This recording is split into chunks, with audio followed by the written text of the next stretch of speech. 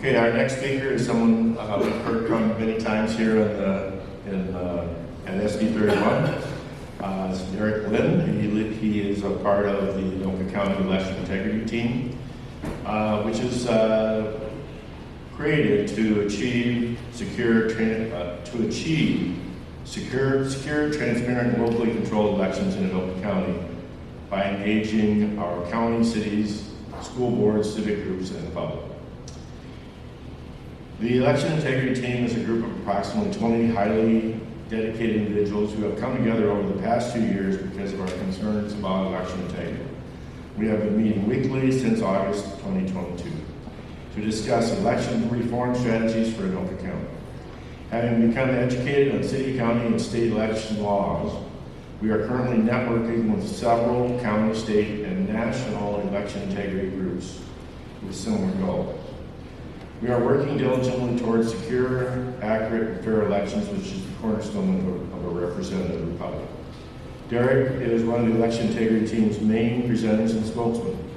He facilitates the weekly meetings and has been instrumental in working with the county and city officials to further the work of restoring integrity to our voting processes. His persistence has fueled the group's momentum. Derek is a graduate of the University of Minnesota at Morris. He graduated in 1993 with a BA in political science. He is a resident of Ramsey and has lived there since March of 1998. He has one daughter and one grandson and another grandchild on the way. He works as a financial analyst in the healthcare industry. Please welcome Derek Lynn.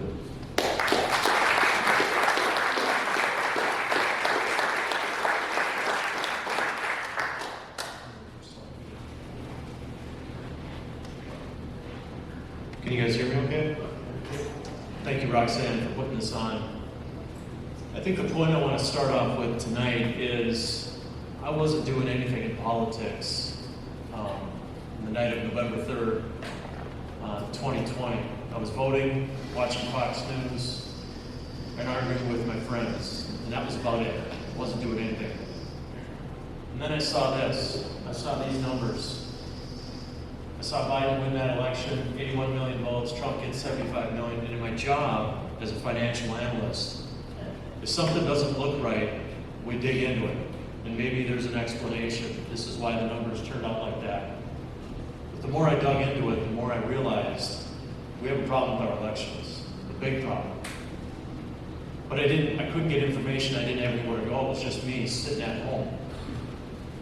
And so I sat home and watched Rumble videos for about 6 months or a year, because you couldn't get YouTube videos. They had censored that.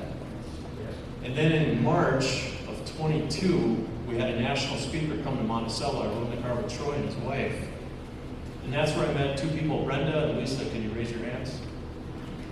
Brenda and Lisa had started ACID. It was basically 2 or 3 people, and I joined them in March of 22. 6 months later, we got kind of the rest of our, well, back to Brenda and Lisa. We were going up to Anoka County and handing them news articles every 2 weeks, basically making fools out of ourselves.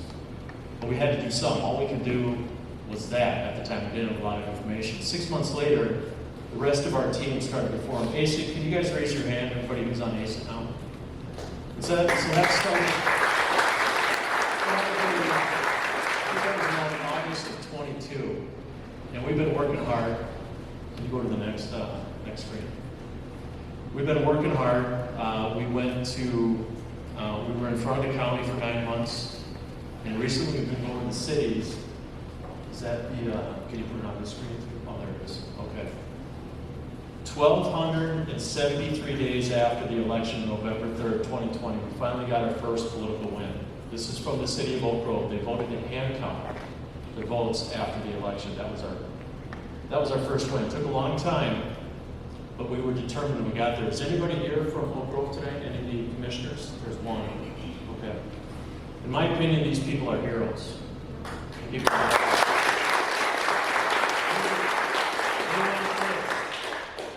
We need to support them. We need to get behind them. They're telling me they're not done. We think there's going to be other cities, but it's really hard to go first.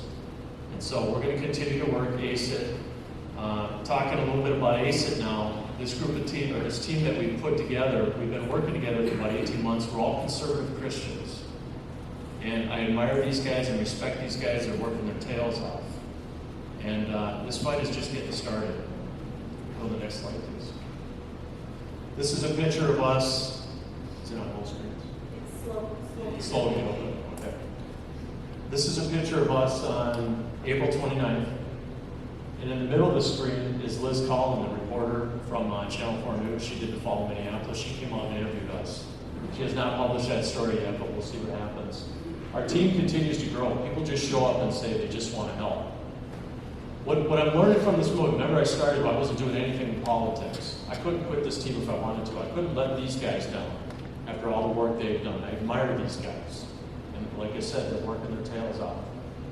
But this fight is just getting started. We have a lousy election system, and we're going to fix it, and it's going to take some time. But we can't put that burden on the politicians. They can't do it without the grassroots effort.